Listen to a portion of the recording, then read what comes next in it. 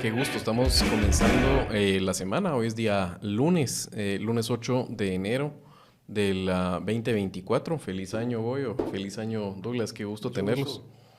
Como vieron, me acompañan Goyo Saavedra de la casa y por supuesto un gran amigo también, que hicimos un muy buen programa de los últimos de análisis a profundidad cuando el golpe ya menguaba, pero todavía la CC no había bajado el martillo con Douglas, así que va a ser un gusto hacer el día de hoy un análisis. Vamos a hablar de cómo entra en general, de acuerdo a lo que estamos viendo, Bernardo. Vamos a hacer un repaso un poco de lo que está pasando en la negociación de junta directiva con el Congreso, aunque eso ya se exploró, digamos, más desde otro ángulo a nivel de los perfiles, digamos, de las diferentes bancadas o quienes van a ser pesos pesados por parte de Luismi, de Gabriel y de Rudy la semana pasada. Y por supuesto, estamos a unos minutos de que acaba de terminar de anunciar el gabinete de ministros, únicamente el equipo de ministros, el presidente electo Bernardo Arévalo. Bueno, los anunció de hecho la vicepresidenta Karin, así que vamos sin duda a conversar acerca de esos nombres que en gran medida no tomaron a nadie que está bien informado, creo yo, con la guardia baja. Ya sabíamos lo que venía, pero hay que hacer una valoración y ya confirmado toda vez de forma oficial por parte del gobierno entrante. No sin antes, quiero por favor recordarles, estamos en época de inicio de ciclo escolar y nuestro gran amigo Piedra Santa tiene una oferta del 10% de descuento en útiles escolares en sus compras mayores a 300 quetzales y como siempre los esperan en las tiendas de la Quinta Calle y de la 11 Calle de la zona 1 y en la tienda de Géminis de la zona 10. Así que visiten Piedra Santa y aprovechen esta promoción para comprar sus útiles escolares. Dicho esto, me gustaría que hiciéramos primero una antesala de cómo cada una de ustedes mira entrando a Bernardo Arévalo, saliendo de las escaramuzas del golpe, aunque todavía parece que hay unos enajenados por ahí que quieren dar los últimos coletazos. También si quieren me pueden decir qué han oído o qué piensan acerca de esos últimos coletazos para evitar que asuma el gobierno entrante y en general los electos. Y me gustaría saber cómo sienten y cómo ven que entra Bernardo Arévalo, de lo cual es muy importante la parte del gabinete, era tal vez de lo importante antes de que entrara, pero en general es todo un contexto de las acciones de fin de año y entrando ahora en el 2024. Douglas, si quieres comenzamos con vos. Bueno, pues primero que todo, feliz año para todos. Qué alegría verlos de nuevo y empezar con nuevos bríos este año, en donde quiero hacer un paréntesis para decir que estamos a punto de terminar una de las etapas más oscuras quizá de estos 30 años del proceso democrático que hemos tenido en el país. Sí que hemos pasado por etapas difíciles, quizá recordando la de Serrano, ¿verdad? Pero afortunadamente fue una etapa que tardó solo 2 años y medio. Sí.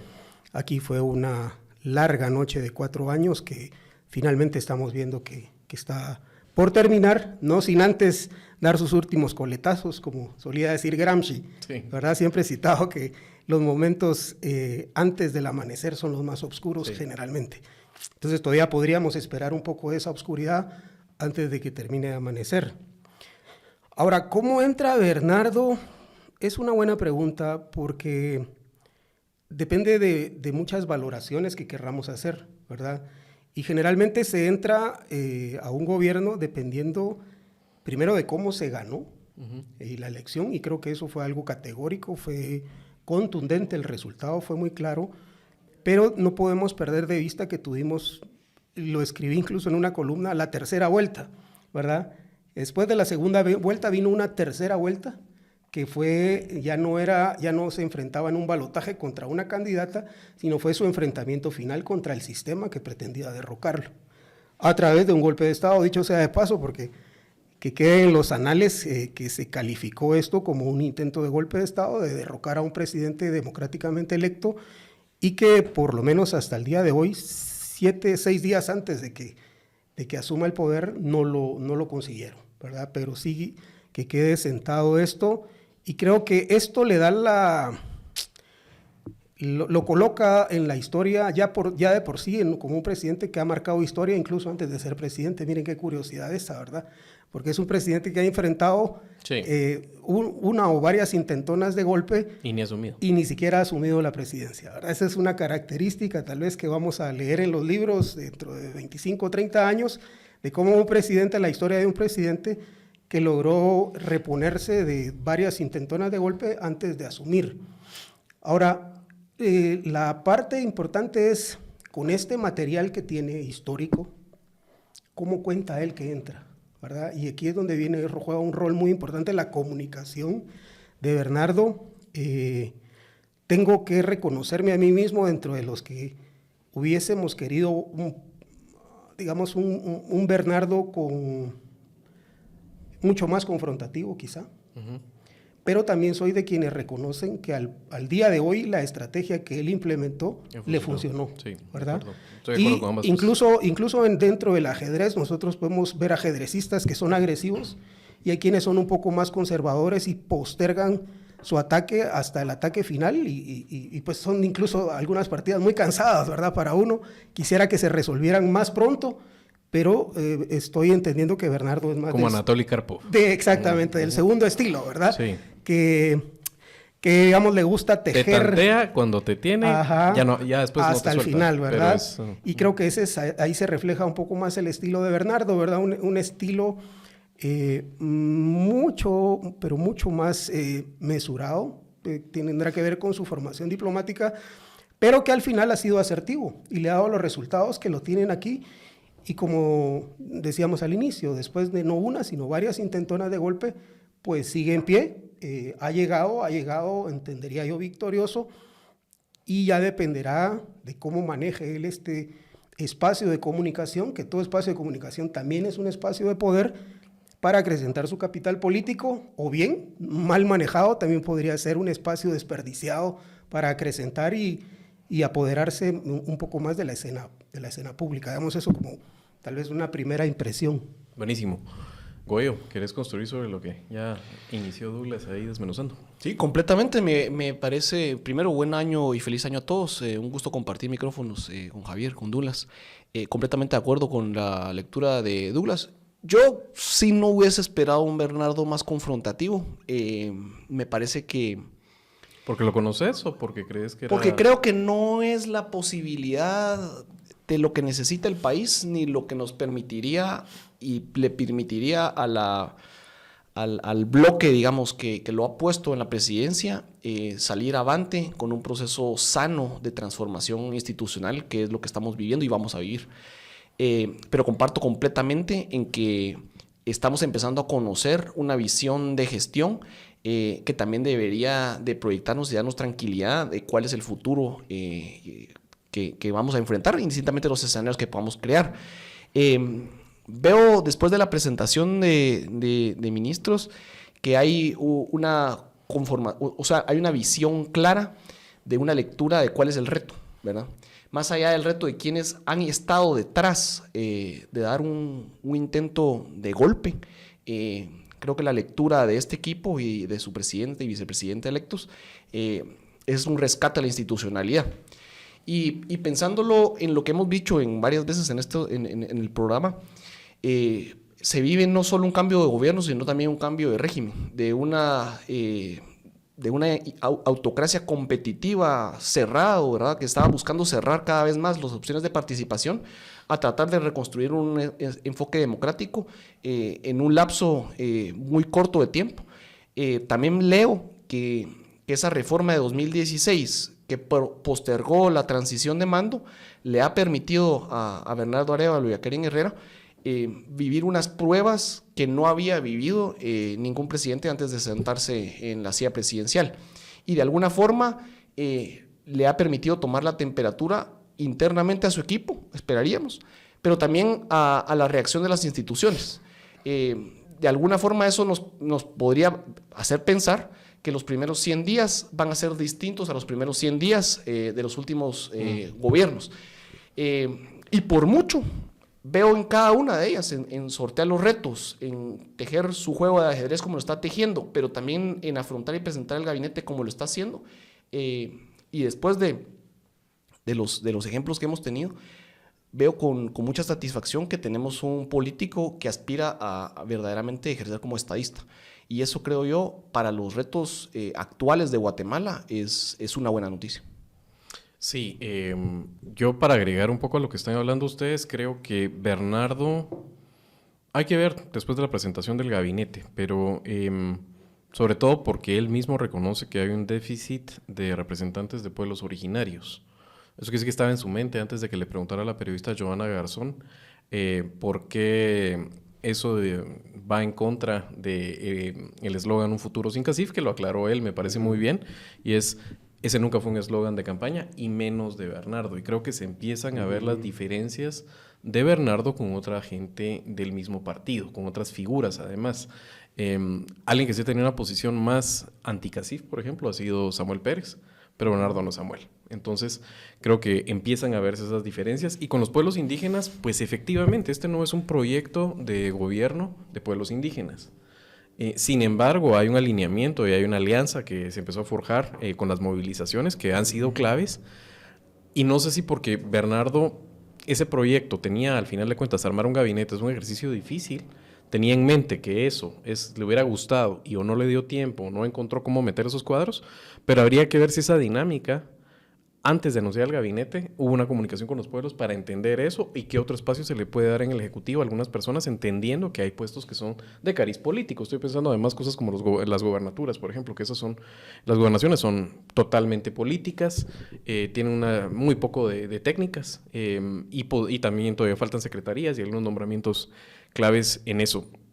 Solo cuando Douglas dice, le ha funcionado, quería apuntalarlo, lo hemos dicho aquí en Tangente y no sé la verdad es que por qué no, esa data no se libera, pero se sabe que hay un estudio de medición de Bernardo hecho por la firma Sid Gallup, se dice, y lo tiene como el presidente mejor calificado entrante a estas alturas desde el 94. Entonces creo que eso apuntarle a lo que estaba diciendo Douglas, más allá de las percepciones que tenemos cada uno de los sectores a los que pertenecemos o con los que interlocutamos más, que tiende a estar sesgado, sí entra realmente con una victimizado, diría yo, y con esa estrategia que decís que también, yo al contrario de Goyo, creo que yo también me hubiera gustado ver un proceso un poco más dialéctico, ¿verdad? Hace una fuerza un poco más fuerte en la retórica de Bernardo, pero no podemos negar que números en mano le está funcionando. Eso sí, hoy empieza a partir de la crítica hacia el gabinete, porque eso es decepcionar a algunos y a otros dejarlos contentos, empieza verdaderamente el ejercicio de gobernar y el desgaste. Entonces, antes de que analicemos el gabinete, quería preguntarles por lo que ustedes han oído o miran todavía que les preocupa en términos de la transición, de esos coletazos y de esa noche más oscura antes del alba que estabas diciendo, Douglas, que podemos ver en estos días antes de que asuma Bernardo. ¿Hacía alguna última resistencia numantina para evitar que tomen posesión? ¿Tenés idea de algunos planes o por dónde va lo que quieren hacer? Ocurrencias, ¿verdad? De la ocurrencia que la no integración del quórum del Pleno podría no permitir que asumiera alguien a quien el pueblo ya eligió y el Tribunal Supremo ya certificó. Digamos que es un acto meramente protocolario, claro, ¿verdad? O sea, el Congreso no tiene potestades ni tiene facultades para calificar la voluntad popular. Lo que hace es que califica las credenciales. En todo caso, si tiene alguna duda de si las credenciales son reales o no, pues se puede abocar al TSE, pero no tiene más que eso. Y por un lado, por el otro, la integración del quórum para el acto protocolario, que de hecho es una sesión protocolaria, hay que decirlo también, cuando se convoca sesiones ordinarias, extraordinarias y protocolarias. Esta es una de ellas. Es una obligación del Congreso. Sí. O sea, no es que el Congreso quiera hacerlo o no quiera hacerlo. Es decir, eso por un lado en términos estrictamente formales y por el lado de lo político, yo no me imagino a un diputado, sobre todo los 99 diputados que van a llegar a tomar posesión ese día, estrenando su legislatura, muchos por primera vez, otros regresan, estrenando su legislatura, haciendo un desaire en contra de la voluntad del pueblo de Guatemala, ¿verdad? con aquí representaciones de presidentes, de reyes, de príncipes, esto sería una cosa verdaderamente un bochorno, sí, sin contar que eso podría acarrearles incluso sanciones en lo personal. Entonces no me imagino a alguien desayunando con su familia esa mañana y diciéndoles, miren, hoy en la tarde regreso sin visa, por ejemplo. No me lo imagino. Entonces, yo creo que sí, hay algunos movimientos, sobre todo las personas más radicales, pero no veo nada, no veo una fuerza que esté moviendo y que tenga la capacidad de persuadirlos para desafiar a un gobierno. Y termino con esto. El instinto natural del político, sobre todo el político vernáculo guatemalteco, es lograr que el poder lo voltee a ver, ¿verdad? Eso está dentro del ADN, creo que debería ser algo que debería tener mucho más en cuenta Bernardo, que lo que necesita es que lo volteen a ver. Y alguna señal, alguna reunión, algún desayuno, simple y sencillamente por tocar base, como decimos, podría facilitar que estas personas incluso apoyaran el proyecto político de Semilla. ¿Verdad? Tan fácil como eso. Entonces yo no me imagino a esta persona desafiando al poder constituido y legítimamente electo que va a gobernar por los 4 años, granjeándose una enemistad, digamos, que van a tener que convivir con ella en 4 años. No me los imagino, aunque sé que hay caciques que les van a dar órdenes para no hacerlo, pero no los veo obedeciéndolas. Claro. Goyo, ¿tenés ahí alguna otra cosa que has escuchado de los planes, de esos sueños así? Ocurrencias, creo que es el buen adjetivo. El vino y otros psicotrópicos. Sí, está sobre todo la noción de pensar que la constancia transitoria en existencia de cargos, el llamado finiquito de la Contraloría, podría venir y batear a alguna gente y tratar de hacer de eso una causa, ¿verdad? Para mala noticia de eso, en la legislatura pasada, 5 sendas resoluciones que beneficiaron a 5 diputados. La Corte de Constitucionalidad ya ha sentado, digamos, un criterio contundente al decir que la constancia transitoria no es una forma de vedar el mecanismo, digamos, de acceso una vez, digamos, el requisito fue cumplido al momento de estar en la papeleta. Y esto para los diputados.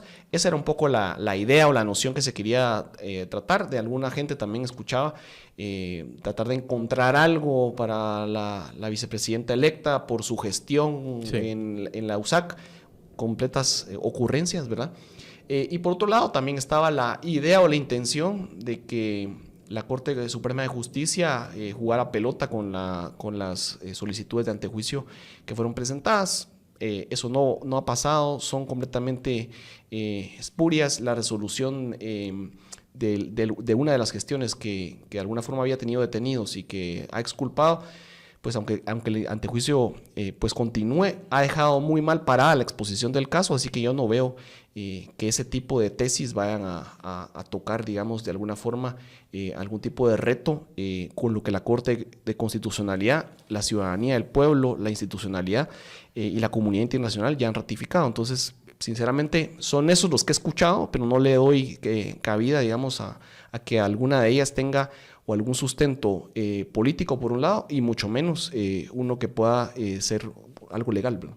Sí, la verdad es que es bastante harto que no haya, que se resistan a aceptar su derrota. O sea, sería un espectáculo verdaderamente bochornoso que quisieran el 14 hacer alguno de estos numeritos y que entonces tengamos que tener ahí sesionando a los de la CC solo por si se les ocurre hacer una babosada y que tengan estos que hacer una subresolución que aclare las cuestiones o ese tipo de cuestiones. Me parece de veras un esperpento. Ojalá no nos hagan pasar esa vergüenza.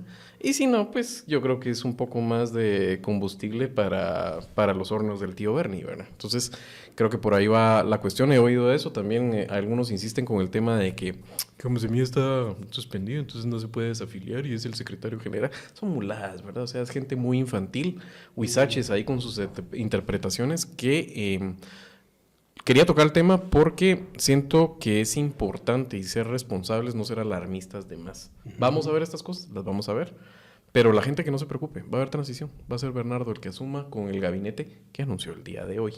Y ahí sí me gustaría entrar entonces en materia del gabinete, que creo que es bastante interesante empezarlo a desmenuzar. Antes de los nombres, creo que habría que hacer una lectura de cómo se compone un gabinete y que realmente es un ejercicio a caballo entre lo técnico y lo político, ¿verdad?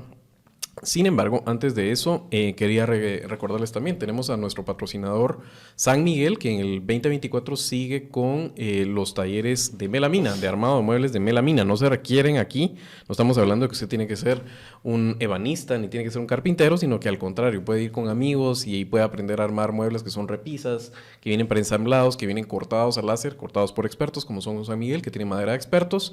Y para eso ustedes pueden tanto abocarse a la tienda de la zona 9, digan que escucharon en Tangente sobre el taller, porque les puede aplicar un descuento del 50%. Se apuntan viejos, jóvenes, se apuntan mujeres, se apuntan niños. Así que también lo puede hacer llamando al PBX, es 2268-0808. También en la página hay un código en el cual ustedes pueden escanearlo con el teléfono y eso los va a llevar al chat de WhatsApp, y en ahí también pueden pedir su descuento del 50% para usuarios de Tangente en los talleres de armados de muebles de melamina. Bueno, hoy sí, empecemos a hablar. Hoy fue el día del gabinete, un acto que les diré, sinceramente el acto no mucho me gustó. Creo que podrían hacerse cosas más sobrias, ¿verdad? Que una presentación así, con musiquita de fondo y todo eso se me hace todavía que hay que cambiar de códigos. Eso se me hizo que precisamente lo esperaría yo de un gobierno como el de Jimmy o el de Yamatei. Creo que valía la pena más hacer una presentación. Estos son los ministros. A continuación se abre la prensa para preguntas. Pero bueno, hicieron un acto en el cual los ministros los llamaban uno por uno, se paraban unos a un costado de Bernardo, al otro. Karin hizo la presentación, la vicepresidenta Karin Herrera. Y el gabinete de Bernardo, yo voy a iniciar siendo provocador, o tal vez no tanto, ¿verdad? Diciendo, a mí me gusta. Creo que es un gabinete que comparado con el de Yamatei especialmente, pero lo de los últimos gobiernos, y aquí me voy tal vez hasta el del PP, es un gabinete que compara muy bien. Un gabinete inicial que se mira de personas con competencia. Creo que por el cuño ideológico de Semilla era muy importante el tema de la paridad. Lo reivindicó, lo logró. No se puede con todo, ¿verdad? Parece que hay un déficit que él mismo reconoce con pueblos indígenas, no está, y creo que por ahí pueden venir algunas críticas, más otras que más allá de que es gente que tiene competencia en esos sectores, hay gente que ha trabajado en ese sector y eso también hay que entenderlo. O sea, lo difícil o digamos el pro y el contra de poner gente que pertenece a un sector dirigiendo la cartera de un sector, que es lo que llamamos al final de cuentas amarrar chuchos con longaniza, ¿verdad? Son perros bien portados y no se van a comer la cadena, es lo que vamos a ver. Pero Douglas, vos has estado en el Estado, vos has sido parte de un gabinete, como viceministro conoces bastante eso, no solo como analista, sino digamos la experiencia. Para los que estamos conversando sobre los temas y que podamos compartir mejores ideas, es difícil armar un gabinete, ¿no? O sea, tenés que hacer un equilibrio acá entre lo político y lo técnico, que es delicado, y el gabinete inicial nunca es con el que salís, y puede que haya algunos nombramientos que tengan ciertas intenciones de hacer tareas específicas, como de pasar la escoba y el desinfectante, antes de que entre alguien a darle profundidad a la visión en tu cartera. Puede ser. ¿Cómo miraste este primer gabinete de Bernardo Arévalo con el que entra en 2024? Bueno, igual que tú, a mí me gusta. En lo personal, creo que le viene bien al país gente joven, una mezcla, digamos, entre gente joven, nueva en la gestión pública, algunos ya con experiencia en la gestión pública y provenientes de diferentes sectores de la sociedad. Eso creo que abona, genera riqueza. Sí se extraña, y eso también lo dijo el presidente, sí se extraña tal vez algunos protagonistas que fueron actores clave en los últimos meses, que uno hubiera esperado que tuvieran una mayor representación y que esta coyuntura les permitió, mejor dicho, cobrar una voz, ¿verdad? Y convertirse en protagonistas y actores políticos sujetos de la historia.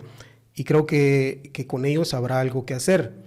Esto en cuanto a forma, digamos, creo que el mensaje que se manda de forma de la paridad creo que es importante, no se había dado. Le va a colocar, digamos, una vara al próximo gobierno para que por lo menos se acerque, ¿verdad?, a esta paridad que ya se produjo. No sé si lo quisiera ver como un retroceso, pero sí me causó un poco de extrañeza que en la cartera de cultura, que tradicionalmente había estado una persona indígena, no estuviera, ¿verdad? No sé si eso es bueno o es malo, simplemente creo que se rompe con esa tradición que se había venido enlazando tal vez de 3 gobiernos atrás. Solo señalo meramente el hecho. Ahora, contando un poco sobre los gabinetes, sí, un gabinete es una cristalización de una correlación de fuerzas políticas al interior de un proyecto de gobierno, ¿verdad? Ahí se materializa las diferentes fuerzas políticas que están apoyando, y se puede también identificar el nivel de influencia que existe en la esfera más íntima de la presidencia de la República, ¿verdad? No tanto los nombres que están, sino quienes están junto a los nombres, nos pueden dar una mejor lectura, una mejor comprensión de cómo está compuesto el gobierno y qué fuerzas son las fuerzas vectoras que algunas veces se encuentran, ¿verdad? Son fuerzas opuestas incluso, o que se empujan. Eso tal vez como para que tengamos como un elemento de análisis a la hora de comprender cómo se conforma un gabinete. Es una decisión política, por más que ellos sean técnicos, deben comprender que responden a una decisión política que también se puede revocar en cualquier momento, y que por ser una decisión política ellos están obligados, sujetos a compartir y a hacer viable la visión política del presidente. Sirven a discreción del presidente. Exactamente. Y digamos que por más que ellos lleven ideas propias y que tengan cierto liderazgo en el sector, su gestión debe reflejar la visión que el presidente tiene del país. Y tal vez ahí hay una labor de liderazgo que el presidente debe trasladarles sobre cuál es la visión que él tiene del país, qué lectura hace de este momento político, del mandato que recibe de la gente y de cuáles son las expectativas que hay sobre su gobierno.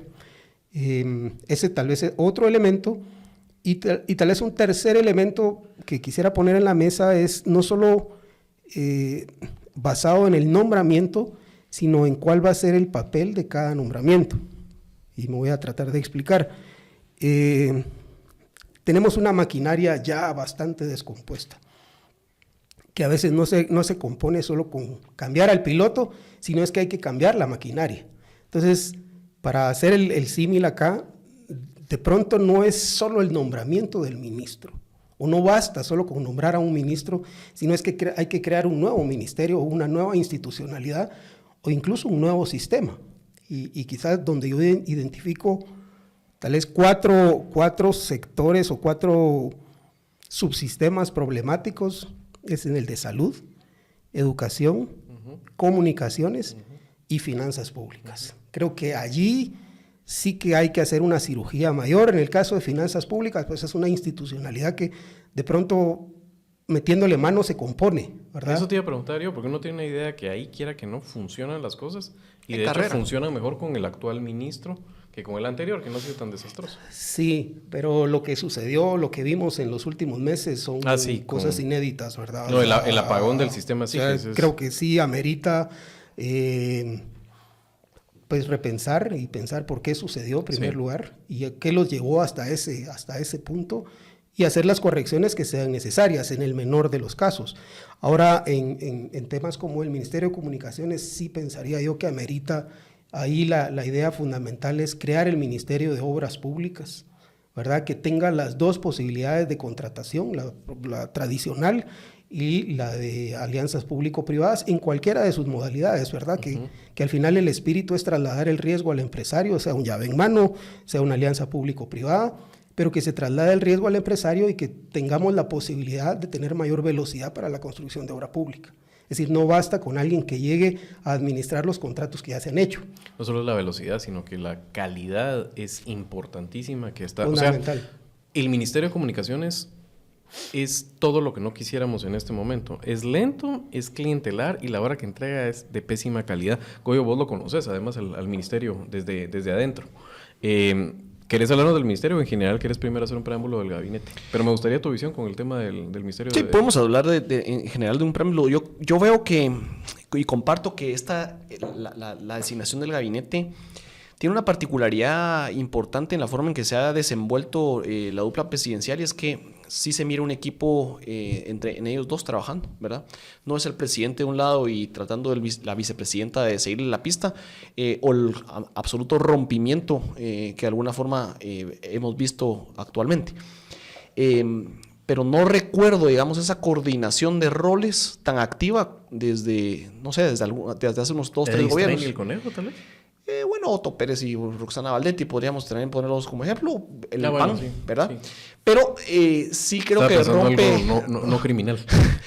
rompe con... Sí, yo creo que el de la gana podría ser algo digamos, que rompe con este ciclo actual y pensando en cómo funcionar el gabinete, eso es valioso, ¿verdad?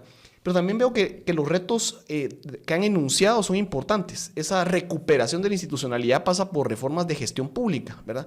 Cómo se está planificando las propias competencias, las adquisiciones grandes y las pequeñas, ¿verdad? Las contrataciones de personal.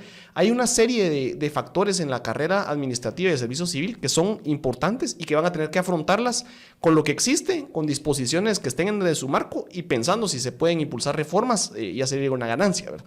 Y eso nos lleva a los retos de operatividad de grandes proyectos, porque muchas de las políticas nacionales o sectoriales están completamente segmentadas y partidas. Entonces hay gabinetes para una cosa, gabinetes para otra, pero muchos de los impactos y resultados están interconectados. Entonces la falta de operar esto en una función mucho más global es difícil verle resultados si vamos a seguir viendo presupuestos o ejecuciones aisladas en un proyecto de país. Creo por lo enunciado, adicional a los nombramientos que se han trasladado, que sí hay una idea de un proyecto que va a priorizar algunos proyectos, ¿verdad? Pensando en qué quieren legar en los 4 años, y eso creo que puede ser una oportunidad, y ahí podríamos ir a lo específico, ¿verdad? Me parece muy positivo y satisfactorio ver personas que se miran con competencias técnicas por un lado, pero también que no brotan conflictos, digamos que no tenemos señalamientos criminales de por medio, ¿verdad? Y eso, creo yo, con muchos de los anteriores ejercicios de gobiernos, pues ya deja por lo menos una tranquilidad de que estamos viendo personas que quieren llegar a servir a lo público, y esa sería la intención que el presidente tiene que guardar. Porque si es lo que ha anunciado, si es la forma de designar gente de su confianza que puede seguir su proyecto político, tendría que ser la línea a trabajar, ¿verdad? Y sobre el caso puntual del Ministerio de Comunicaciones que me preguntabas, me parece que la designación de una persona que ha ejercido... Yasmín de la Vega. Para irle poniendo nombres a las personas que no pudieron ver la presentación del listado. Sí, yo tuve la oportunidad y es una persona que es una constructora, una persona que sabe de la materia, saber del tema y haberse relacionado en ejecuciones de obra, ¿verdad? Real, es un tema indispensable. Fue directora de la UCE, me parece que es una institución valiosa por la gestión de obras, ¿verdad? Principalmente en la parte educativa, ¿verdad? Infraestructura educativa. Pero conociendo, digamos, la gestión del ministerio, podríamos tener claro también que es una institución que tiene que ser transformada completamente. La herencia de Covial es una herencia que implosionó. Es un botín absolutamente infuncional para generar obra de calidad en el mantenimiento, ¿verdad?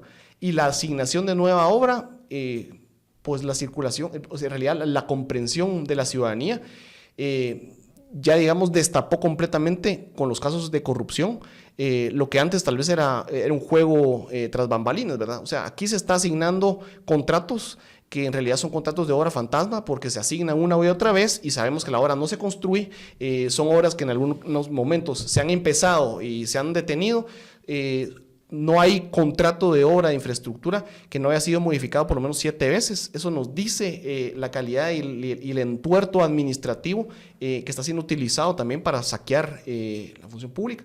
Y por otro lado, cuando uno compara los presupuestos a nivel del impacto respecto al Producto Interno Bruto de nuestro Ministerio de Comunicaciones con los ministerios, por ejemplo, de El Salvador, de Costa Rica, de Nicaragua, o sea, ni siquiera para meternos en Panamá o en otros países grandes, no. Nosotros tenemos un buen presupuesto en esas carteras, pero la calidad de infraestructura vial es absolutamente pésima, ¿verdad? Y se nota cuando uno entra en esos países, uno dice, bueno, ¿y aquí qué pasó, verdad? O sea, no estamos ni siquiera cambiándonos de región, y sí hay un enfoque distinto, y la gestión tiene mucho que ver con eso, y ahí creo yo que hay mucho por darle resultados a la ciudadanía en los próximos meses.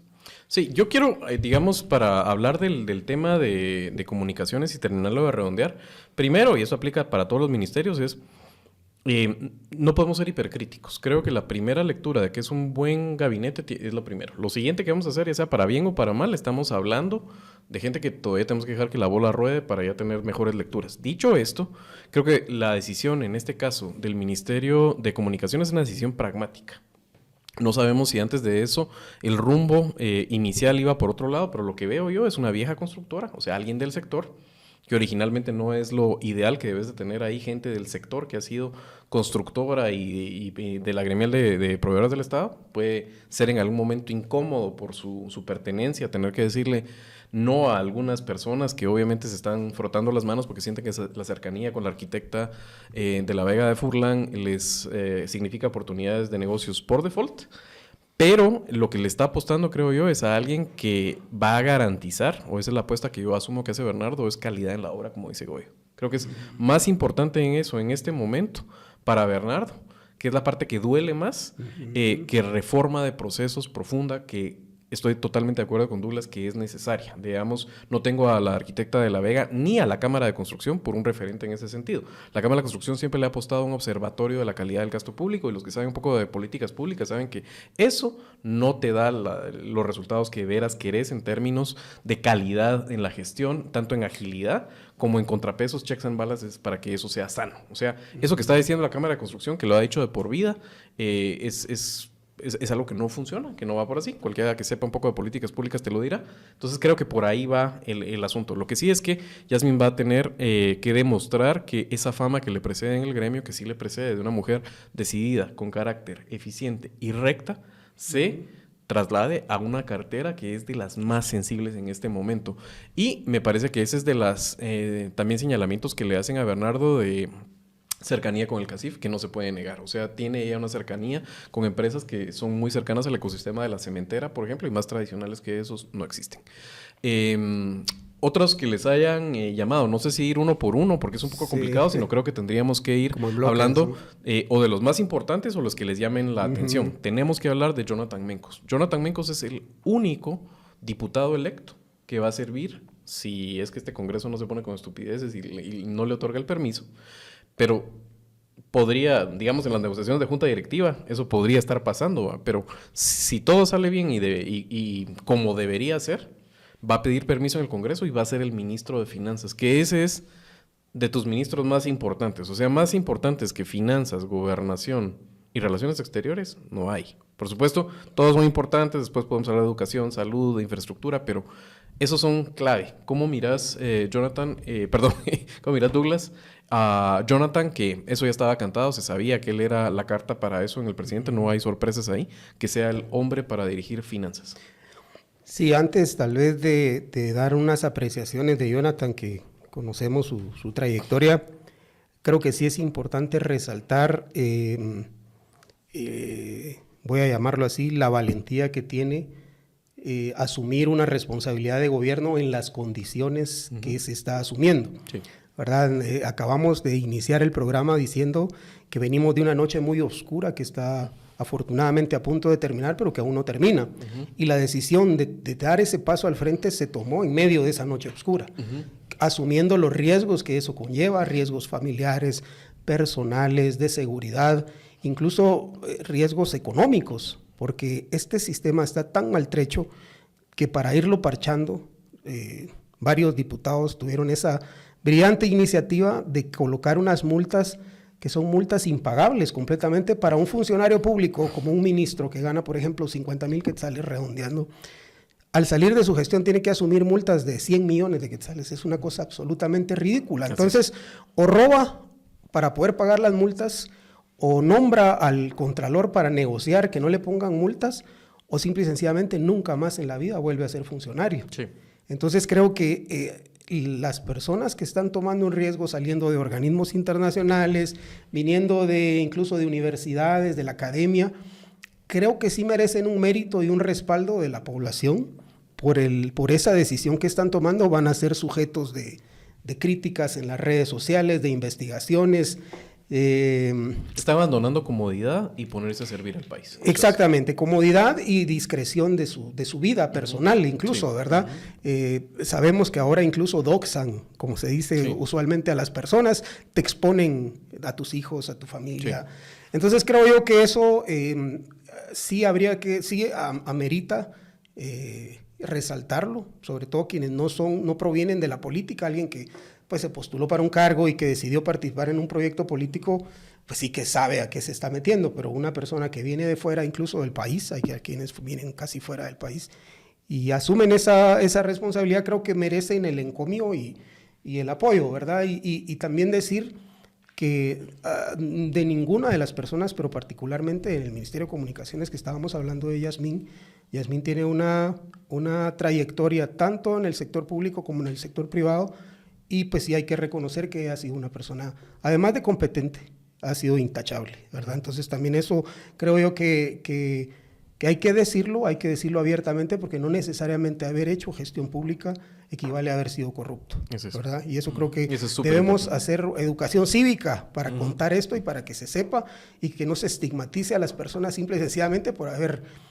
trabajado en un gobierno. Porque estamos aspirando a eso, estamos aspirando a que el servicio público se convierta en un una incentivo, forma es prestigio. Puedes ir a monetizar después tu carrera o lo hiciste antes, pero ahí vas a servir y es prestigio. Llegaste ahí porque sos de los mejores del país para estar en ese tienes los méritos, ¿verdad? Llegaste por los méritos que tenía.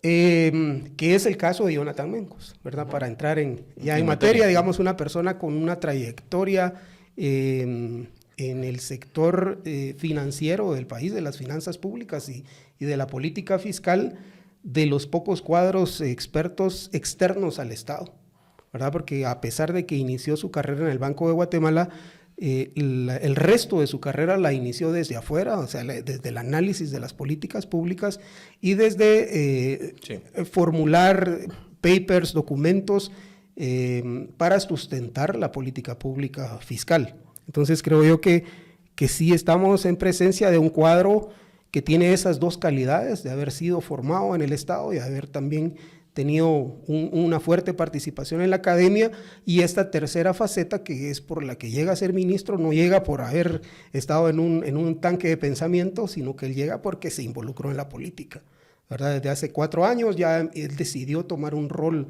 activo en la política, participar como aspirante a vicepresidente, aunque finalmente no se concluyó, pero desde ahí él ya tomó una postura más política que técnica, como la que traía.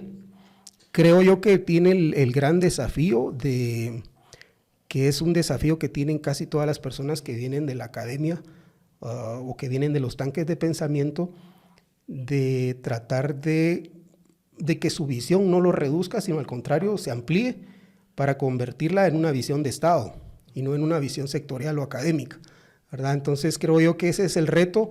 No me cabe duda de sus capacidades, tampoco de su integridad, tanto en su discurso como en su trayectoria de vida, y tal vez estaríamos a la expectativa de quiénes son sus cuadros de viceministros, que al final son los que están encargados. Ahí hay por lo menos el viceministro de Administración Financiera y el de la DTP, de la Dirección Técnica del Presupuesto, la tesorería, juegan un papel fundamental, ¿verdad? Y entonces uno esperaría que estos cuadros, que son los que van a mover el andamiaje del Ministerio de Finanzas Públicas, tomen decisiones sobre todo para corregir estos vicios que se generaron en esta última administración, y segundo, para plasmar una visión clara de política fiscal, que es, o sea, el ministro de Finanzas no es un repartidor del naipe, sino que es alguien que ordena el gasto público con objetivos de nación.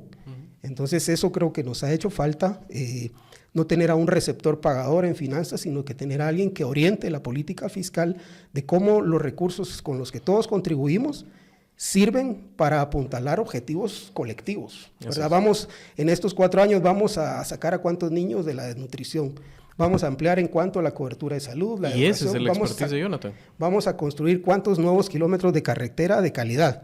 Digamos, esa creo yo que es el verdadero trabajo de un ministro de Finanzas, y como digo, hasta ahora a mí no me cabe ninguna duda que Jonathan tiene las capacidades para yo tengo que decir que es un nombramiento que cada vez me gusta más. O sea, me gusta más hoy de lo que me gustaba al inicio, porque Creo que Jonathan es una referencia absoluta en el tema, eso huelga que lo diga uno. O sea, siempre sabía uno que si iba a haber una pregunta sobre aspectos de finanzas públicas, iban a entrevistar a Jonathan Mencos y del otro lado a alguien del CIEN y otro por ahí. O sea, es una referencia del tema. La pregunta con Jonathan era la parte, la dimensión política, porque al final de cuentas el de finanzas es un operador político. Podía él cerrar esa brecha cuando se le conocía más posturas inflexibles o se le conocía, digamos, un roce con antagonista a las propuestas del sector privado tradicional, pero creo, y es lo que me dicen y lo que he podido ver, que es de los que más rápido ha escalado esa curva necesaria de conocimiento en esta larga transición. Es una persona que ya se mueve muchísimo más cómodo en esas aguas de lo que uno hubiera presupuesto.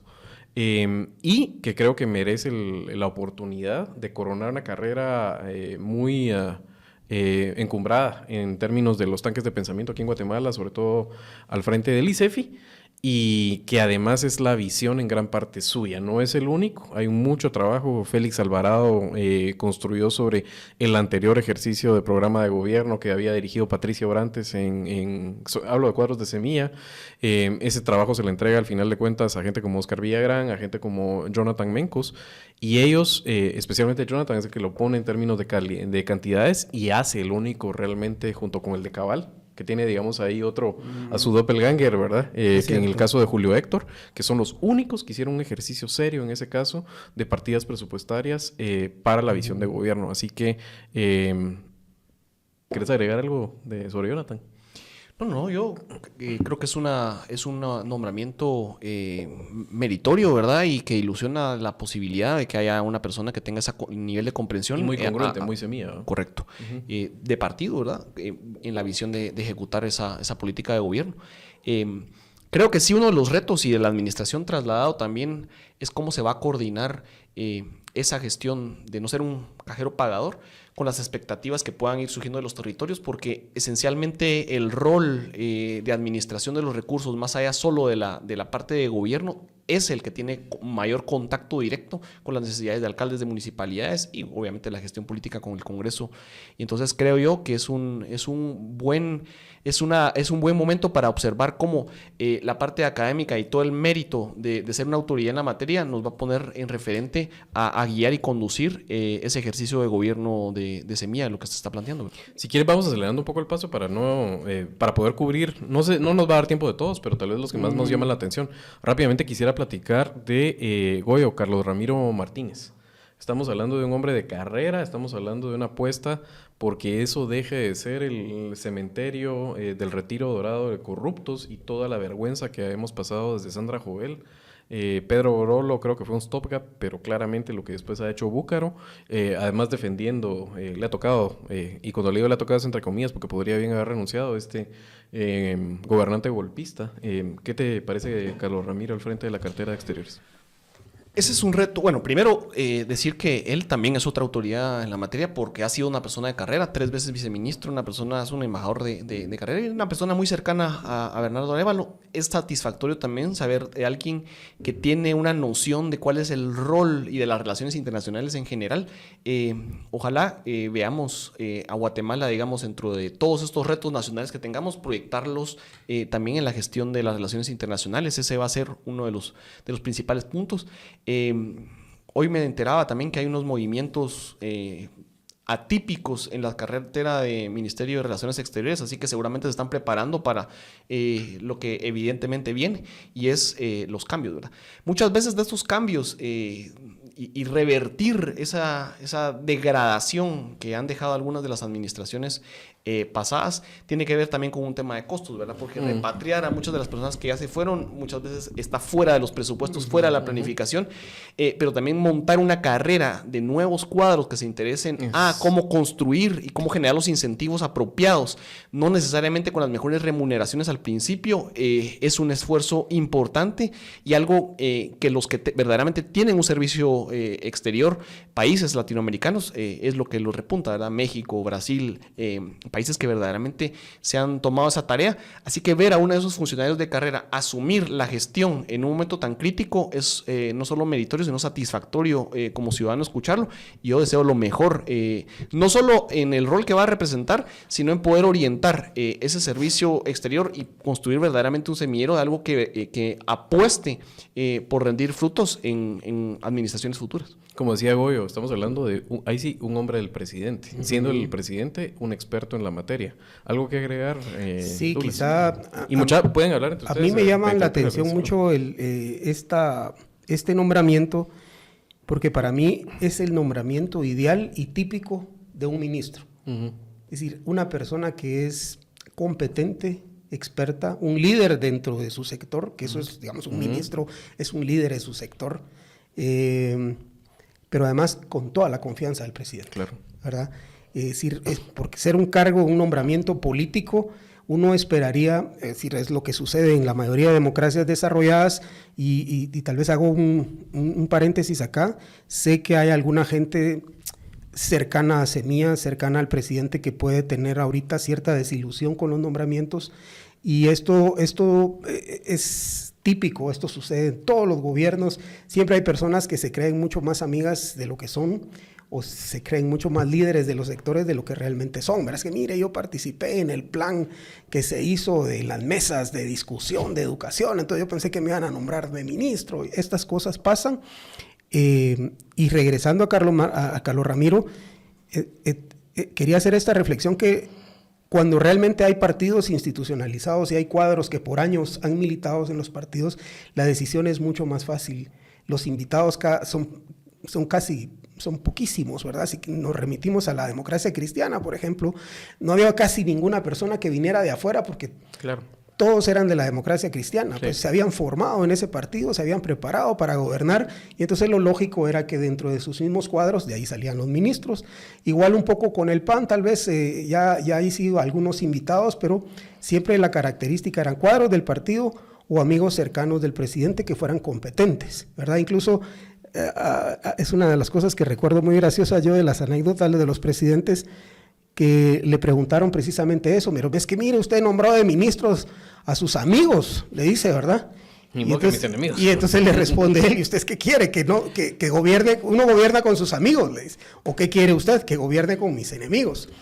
Y por eso hacía yo la referencia que ese es uno de los nombramientos que idealmente se deberían de dar. Es decir, a estas alturas un presidente no solo tiene un capital político, sino que también tiene una serie de relaciones dentro de la sociedad que le permite escoger dentro de un abanico de opciones. Es decir, yo tengo un amigo empresario, tengo un amigo ingeniero, tengo un amigo médico, o tengo un cuadro militante dentro del partido que se ha formado para esto, y de por ahí se van sacando los nombres que pueden dar resultados, porque al final, vuelvo a insistir, son puestos de mucha confianza.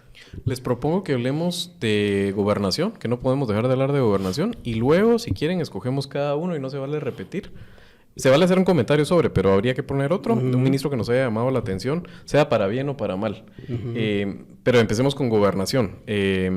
Douglas, estamos hablando de Francisco Jiménez, otra vez un referente. Cuando se habla y se consulta, las fuentes, reporteros tienen que hacer una consulta sobre opiniones informadas y autorizadas. Francisco Jiménez es en gobernación, siempre tiene que estar. Eso sí, es una persona que ya estuvo en esa cartera, 6 meses, un paso fugaz, y yo te diría no muy feliz en el gobierno de la UNE. Seguro que tiene hambre de reválida, pero también es un Francisco con más años y en una cartera que es de las de mayor estrés. ¿Cómo lo miras? Mira, es un nombramiento... Otro hombre del presidente, ¿verdad? Diría yo como ir a la segura, ¿verdad? Otro hombre del presidente. Exactamente. Ahí no se arriesga, digamos. No se arriesga. Creo que él lleva un poco el reflejo de la visión del presidente de una seguridad no represiva.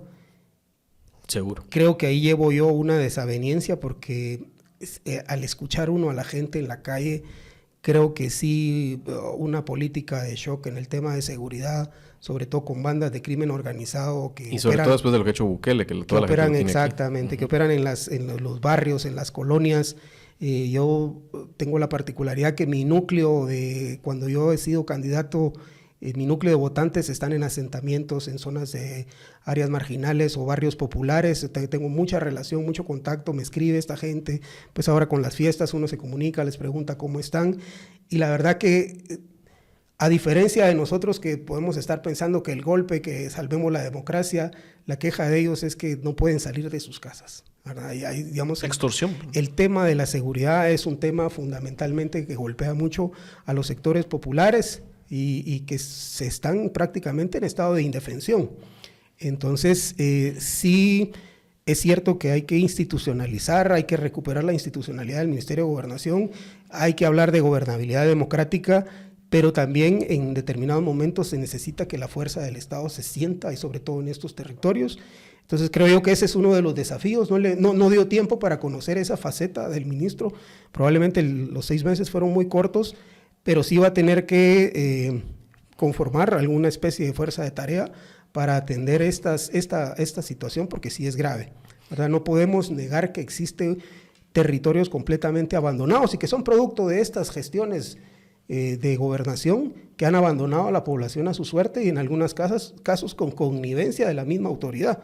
Están operando estas bandas de secuestradores, extorsionistas, ¿verdad? Y que tienen realmente a la gente sometida. Va a ser bien importante el viceministro de Seguridad para terminar de responder las preguntas que tenés en este momento, que todavía no te despeja, Francisco, porque como decís, su paso fue muy fugaz para ver realmente la calidad operativa que puede tener en ese caso y la determinación. De Francisco Jiménez, ¿qué tenés que agregar? No, yo creo que es también una autoridad en la materia, era una persona conocida y sí, un nombramiento que nos sorprende por eso mismo.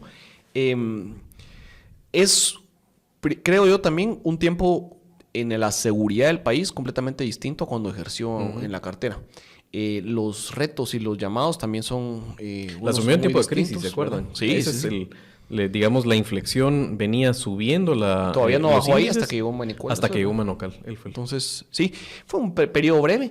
Pero creo que también es una buena noticia de ver que la proyección y de la reestructura que pueda hacerse para recuperar esa institucionalidad sea funcional. Hay retos importantes en la policía, hay retos enormes en presidios. Entonces, sí, creo que es un nombramiento que de alguna forma va a poner a prueba la efectividad operativa de muchas partes del equipo, ¿no? Y tal vez solo cerrar diciendo que es una de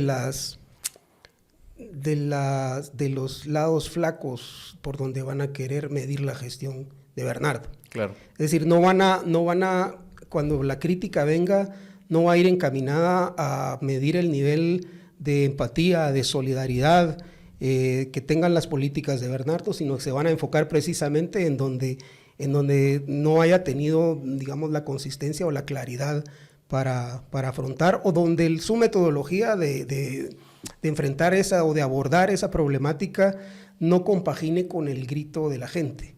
Entonces creo que por ahí le puede doler al presidente si no se implementan medidas rápidas, y al contrario también, sabiendo que por ahí pueden venir, es mejor salir al paso con algo concreto y que la gente perciba.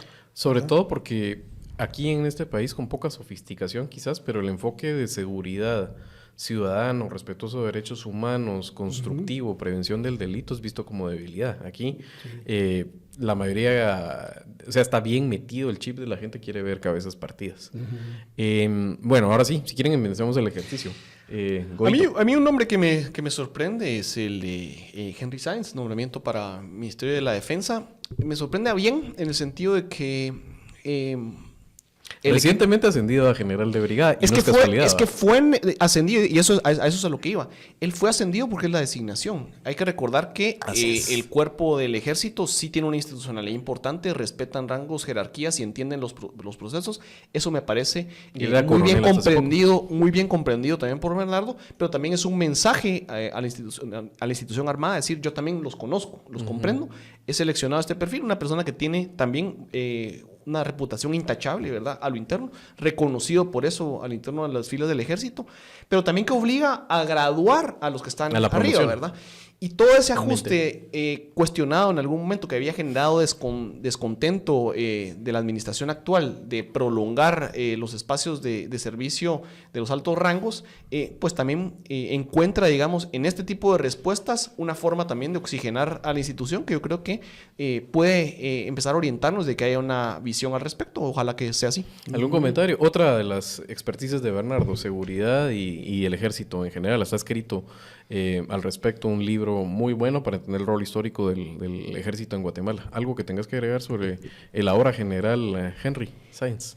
Bueno, tengo algunas referencias de él, sobre todo su capacidad operativa. Ha sido un cuadro que ha destacado, digamos, dentro del ejército. Incluso me comentaban anécdotas como, por ejemplo, cuando fue el enfrentamiento allá de las poblaciones de Sololá, que él fue de los primeros en llegar al lugar, incluso a rescatar elementos del ejército que habían quedado entre fuego, ¿verdad? Entonces, tiene capacidades operativas, se le conoce por su valía en combate, ¿verdad? Es decir, que es de las personas que ejerce liderazgo dentro del ejército, y creo que eso le vendría bien a un ejército que, a pesar de su institucionalidad, que hay que reconocer el papel que jugó en este momento, creo que se consolida el ejército en un momento de crisis como estos, sí. Se consolida el profesionalismo de las Fuerzas Armadas, pero que también este mando que estuvo al servicio de este gobierno los deja muy desgastados, ¿verdad? Y uno de los elementos fundamentales en la doctrina militar son los ascensos, ¿verdad? Esta es una cosa que está institucionalizada y que es parte de su propia carrera, y entonces lo que vimos en estos 4 años fue que se limitaron muchos ascensos precisamente para mantener el control de las Fuerzas Armadas. Entonces, el que llegue un coronel, a pesar de que, para evitar precisamente lo que sucedió con Portillo, que tuvo que nombrar a un coronel para jubilar a 6, 7 generales, ahora ellos mismos comprendieron que no había por qué pelear con ello y lo ascendieron antes que lo nombraran a ministro. Eso también ya da una muestra de madurez importante dentro de las filas. Y una lección aprendida que el mismo Portillo, aquí en Tangente con Daniel Herring, reconoció que había sido un error. Otro nombramiento que te haya llamado la atención y que quieras que mencionemos. Mira, Anaité Guardado me llama la atención. Creo que son de los nombramientos que se van a comentar, que vienen del sector privado. Hay desafíos, ¿verdad? El primer mensaje es que es alguien que viene del sector y que conoce, ¿verdad? El segundo mensaje es que hay una inclinación fuerte sobre la energía renovable, que creo que también hay que rescatar. Ese tal vez es un tema que tendrían que coordinar con la nueva ministra de Ambiente sobre cuál es la visión que se tiene para desarrollar y profundizar la matriz energética con el cuidado del ambiente. Y creo que las opciones de energía renovable son una buena noticia, tenemos todas las condiciones para hacerlo. Pero el tercer elemento tal vez es el de la conflictividad, ¿verdad? Proyectos, principalmente el de OSHEC, ¿verdad?, que es en donde ella ha tenido relación, han sido cuestionados por las comunidades. Así es. Entonces creo que allí, entre ella, ahí hay un viceministerio de Sostenibilidad Ambiental en el MEM, el Ministerio de Ambiente y la institucionalidad de diálogo que el presidente nombre van a tener que hacer un esfuerzo por aplacar las sospechas que pudieran haber, las suspicacias. Y traigo a colación que hace apenas 3-4 días, en una reunión con los pueblos indígenas, uno de las inquietudes que le trasladaron, no más que inquietudes, una solicitud, un requerimiento proveniente de los pueblos indígenas, fue una moratoria a la minería. Sí. Entonces creo que también ahí tendrá que hacer un alto en el camino, comprender hasta qué nivel el compromiso del presidente de recibir esta petitorio de los pueblos indígenas, y también el desafío de revisar ese modelo que tenemos actual de minería, que nos ha traído conflictividad, en algunos casos problemas ambientales, y realmente para el país no significa económicamente, no llega ni al 1%, en los mejores momentos ha llegado al 1% la explotación minera. Sí. Entonces, sí es cierto que tenemos vocación, digamos, tenemos posibilidades de desarrollar ciertos sectores, ciertas áreas, pero necesitamos la institucionalidad que garantice que los otros subsectores no van a ser afectados, como por ejemplo el sector social, la conflictividad, y que va a haber cierto nivel de protección ambiental, y que se van a garantizar que también esos recursos que están en el subsuelo, pues el Estado tenga algún beneficio de ellos, ¿verdad? Como sucede en cualquier país desarrollado del mundo, en Canadá, en Chile, etcétera. Estamos, sí, y hay casos puntuales que generan la malestar enorme, ¿verdad? Tenemos el caso puntual de que navegamos a ciegas de cuál es el rol de Guatemala respecto a la exportación de níquel, ¿verdad? Alguien me decía, mira, creo que somos el tercer país más importante de la exportación de níquel porque Indonesia acaba de dar una prórroga, una suspensión a la explotación importante, ¿verdad? Pero también el tema de las exploraciones y explotaciones que son pirata, que está poniéndose muy de moda en Oriente, ¿verdad? Hay ejercicios criminales de personas que están explotando recursos sin las licencias, sin la supervisión, y eso estamos claros de que es un tema vinculado a poderes locales, pero también con narcotráfico, etcétera, ¿verdad? Entonces, entramos en conflicto de la operación en general por la falta de regulación, por muchos de los temas que seguramente es una confusión completa de la gestión entre actores legítimos y actores no legítimos, pero también de cuál es la prioridad y cuál es la posibilidad de entender el rol de Guatemala ahí, ¿verdad? Sí, yo creo que es de los nombramientos que menos certezas tengo en este momento. Creo que lo citaste justamente como debe ser. Te muestra primero, creo, la diferencia entre, y los voy a poner, digamos, como referentes, que son figuras que entendemos bastante bien por su peso político en el país y especialmente en Semilla, que Bernardo no es Samuel. O sea, el Samuel que Libertad para Bernardo Caal y todas esas cosas, sí chirría al final de cuentas con ver a una persona que ha tenido, digamos, este lado que defender, porque Anaité Guardado viene de ser la directora de AGER, que es la Asociación de Generadores de Energía Renovable, es decir, la mayoría de hidroeléctricas, aunque hay otras formas de energía renovable, y decir la directora, es decir, la empleada número 1. Entonces, ahí es donde tenés que entender un poco más cuál es la lógica de esto. Creo que se balancea tal vez bien con el nombramiento de María José Iturbide en el Ministerio de Ambiente, y tenemos que ver ahí cómo se hace el balance, pero sin duda uno entendería que por las dinámicas con pueblos indígenas, esto puede causar en algún momento un nivel donde Bernardo tiene que llegar y dar explicaciones a ese sector que ha sido un puntal en defensa de la democracia y de que suma Bernardo. Yo quería reivindicar a educación. Me parece que educación es un crimen absoluto lo que hizo Alejandro Yamatei. Es increíble que esta ministra se haya mantenido, es la única que mantiene Yamatei de inicio hasta el final. El costo que van a pagar los niños de estos 4 años perdidos, la destrucción para el país, en esos términos.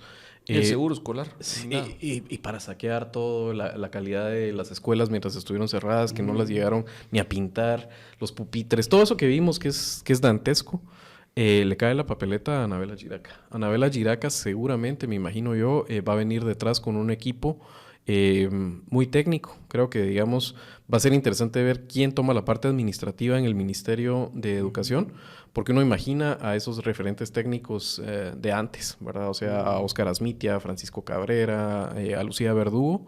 ¿Quién va a hacerse cargo, digamos, o a quién van a poner para que avance eso administrativamente? Es complicado. Creo que la apuesta por Anabela es, primero, un cuadro fuerte del partido. Y 2, es una persona que va a primar temas acerca de lo que es educar y formar ciudadanos en este país de diferencias culturales, por sobre el énfasis que podría tener en tecnología. No que lo voy a echar de lado, pero creo que estos cuadros te dicen que el tema va más por esos temas de fondo, al final de cuentas, de qué tipo de educación tiene que proveer desde lo público, que ese es el expertise de Anabela sin duda. Y es de las personas que creo que es clave para el país, de que tenemos que conjurarnos detrás de ella y apoyarla absolutamente todos. Estamos hablando de uno de los temas humanos más importantes que no se miran, sobre todo estas capas urbanas que todos mandamos a nuestros hijos al colegio. Y es una forma de recuperar el futuro, porque si no tenemos educación y no hay ese tipo de capacidades. ¿No? Sí. Entonces sí, no quería dejar de mencionar el papel de Anabela y sobre todo... Una pregunta a Abelardo Pinto sigue siendo su secretario adjunto. Entiendo que es el secretario en funciones de Semilla. Yo entendería que eso va a generar, digamos, un vacío. Tendría que renunciar de su cargo, ¿verdad? Eso. La siguiente sería Anabela. No sé cómo van a hacer Semilla ahí. Entonces eso deja un vacío que no quisiera tener semilla porque, digamos, una desintegración del comité ejecutivo es similar al otro, ¿verdad? Aunque no pelea, digamos, el rol de ellos dos como ministro ministros, sí puede ser no tenés un problema con el secretario, entendiendo sí. Pero lo ideal sería tener a alguien que se dedique a eso. Sí, nada más. sí. El partido, sí. Eso uno entendería, tener 2 ministros que son secretarios adjuntos en las condiciones que tenés de... Bueno, uno se va a ser secretario en funciones. de escrutinio, digamos que vas a tener, aunque sea un fuego pequeño, pero vas a tener un fósforo ahí prendido. Sí. Bueno, tal vez sí me gustaría, voy a abusar y creo que también hay que hablar de salud, otra cartera complicadísima. Y en este caso, por defecto uno hubiera pensado que era la reválida del equipo de los arquitectos del modelo incluyente de salud, esa política de salud galardonada, premiada, y que creo que en el poco tiempo que estuvo Lucrecia Hernández Mac a cargo de la cartera demostró que podían entregarse resultados haciendo las cosas distintas. El presidente va en otra dirección, va por Óscar Cordón, y habría que ver si el modelo incluyente de salud, que es algo que se entendía muy afín a la línea de Semilla, va a tener un lugar adentro de la visión que le da Óscar Cordón o no a esa cartera. No nos queda claro después de este nombramiento. Dicho eso, estamos hablando de una persona respetada y una persona además que tiene mucha experiencia con cooperación, lo cual puede ser muy bueno para gestionar y para tener esa comunicación fluida con los cooperantes en una cartera que realmente los presupuestos que se manejan en Guatemala para la salud pública son exiguos, ¿no? Bueno, yo creo que llega con una gran oportunidad y es que está tan desastroso, tan calamitoso el sistema de salud al que llega, que con recuperar un par de hospitales de manera pronta puede dar algún nivel de respuesta. O sea, hay fruta en el suelo que recoger que te da resultados. Sí, desafortunadamente. Ahora, digamos, una visión más profunda. Miremoslo del San Juan de Dios, ¿verdad? Por ejemplo. Exactamente, exactamente. Él sí llega a apagar fuegos literalmente, sí, ¿verdad? Pero sí, en la visión más profunda, que es la visión de cómo abordar la salud desde lo comunitario, en este enfoque, y el segundo reto que es de qué manera compras medicinas y a qué precios, que tiene que ver o sea, hay un eje transversal que no tocamos, porque no tocamos el tema de economía, pero es cómo hacemos más competitiva la economía del país en general, que no es un tema que tiene que ver solo con los empresarios y lo que uno... Tiene que ver con la infraestructura, tiene que ver con el rol del Estado adjudicando contratos. Tiene que ver, o sea, el rol competitivo de generar mercados competitivos tiene que ver incluso con el mercado electoral. Tenemos una ley completamente anticompetitiva, así es, ¿verdad? Que protege monopolios y protege oligopolios de partidos políticos, protege caciques, no propicia la competencia. Barreras de entrada alta. Barreras de entrada, ¿verdad? Entonces, eso mismo sucede también en el sector de la salud con el tema de las medicinas. Entonces, ¿hasta qué punto va a ser una interrogante que vamos a llevar? La postura del nuevo ministro será, digamos, lo vamos a ver como la más light, que sería retomar el contrato que se tenía con el PNUD, ¿verdad? Con UNOPS, perdón, y tratar de hacer compras más competitivas a nivel internacional o nacional incluso, ¿verdad? Pero sin que intermedie el Estado, porque sucede que algunos farmacéuticos se vuelven más competitivos cuando un organismo internacional es quien lleva, así sea. O milagro. Milagro, ¿no? O bien, si quisiera entrar más a fondo de una transformación del mercado de los productos farmacéuticos, abriendo la competencia y rompiendo este famoso candado que está en el registro de medicamentos, ¿verdad? Y permitiendo que medicinas que ya han sido probadas por laboratorios de otros países, para ahí no tan lejos de México, tan cerca como México o tan lejos como la India, puedan ingresar a nuestro país. Y eso generaría, pues obviamente, un mercado más competitivo. Compraríamos las medicinas a un precio obviamente mucho más bajo. Pero no sabemos todavía, son de las interrogantes que quedan, por un lado, en el enfoque, el abordaje que tenga en el tema de salud, y el otro es en el tema de adquisiciones de los insumos médicos, ¿verdad? Que son los dos grandes desafíos. ¿Algo que te haya quedado en el tintero, mi estimado? Bueno, no, sí quizás... Bueno, no, pero sí. Sí, bueno, es que yo creo que cada cosa tiene su momento, ¿verdad? Y tal vez para adelantarse un poco a las críticas o a los comentarios que pudieran haber, creo que este es un momento en donde solamente se envía un mensaje de forma. Aquí no hay fondo, ¿verdad? La forma es, miren, somos un gabinete paritario, somos un gabinete plural. Me excuso de que en los pueblos indígenas, si no pudiesen verse suficientemente bien representados, será una misión que veré de qué forma la reparo. Eso es tal vez el tercer aspecto que deja el presidente, y quizás estos temas que estamos discutiendo, que son ya de fondo, los vamos a dejar para el discurso de toma de posesión del presidente, donde ahí sí que él describe las grandes líneas de pensamiento y de ejecución de su gobierno, y uno esperaría que esa sustancia que ahora no vemos ya quede plasmada en ese que son documentos generalmente históricos, ¿verdad? La mayoría de los últimos 3, 4, por ejemplo, no han dicho mayor cosa, pero es el momento para plantear las grandes líneas de conducción de las políticas públicas que tiene cualquier gobierno. No hay una mejor oportunidad, ni hay un momento con mayor capital político que ese. Entonces ahí es donde vamos a estar a la espera de ese discurso para que todo esto que hoy se vio a nivel de forma cobre sustento, ¿verdad? Contenido, y posteriormente ya en los nombramientos de viceministros, etcétera, esto pues se va a ir como armando un poco mejor el rompecabezas. Goyo, decíamos, ¿verdad? Toca ahora observar y no ser hipercríticos, pero creo que había que hacer el ejercicio del día de hoy. ¿Tenés alguna idea de cierre con el tema que hemos tratado hoy acerca del gabinete entrante? Sí, yo creo que va a haber dos condicionantes pensando en cómo se va a abordar el fondo, y para mí esa es la expectativa, ¿verdad? ¿Cómo reaccionan los equipos? ¿Qué van a priorizar? ¿Y qué es lo que vamos a tratar de ver qué tratan de dejar en los primeros 100 días? Va a ser clave. Esta administración se encontró con, digamos, con el oro de que antes de cumplir sus 100 días llegó la pandemia, y reconfiguró completamente el tema de sus prioridades, la posibilidad de exigir y criticar o cuestionar. Sus prioridades no quería robar, ¿va? Le dio la oportunidad. No, y la forma de controlar la institucionalidad a partir de eso también lo cambió. Claro.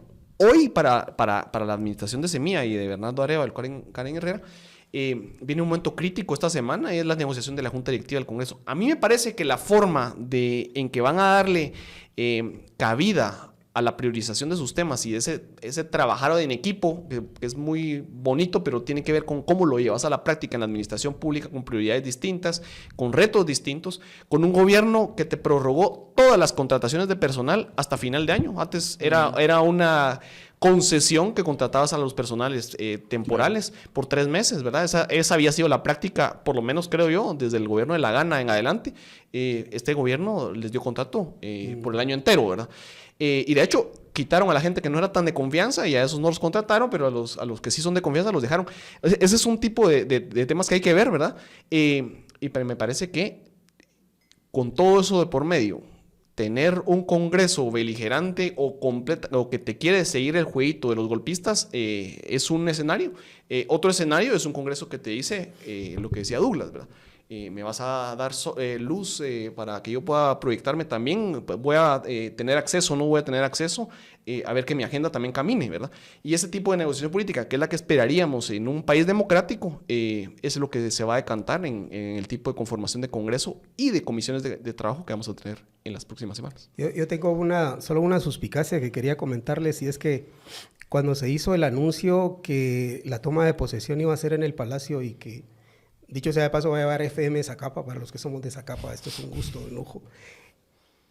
El gobierno anuncia que va a poner puestos para hisopado en el Parque Central.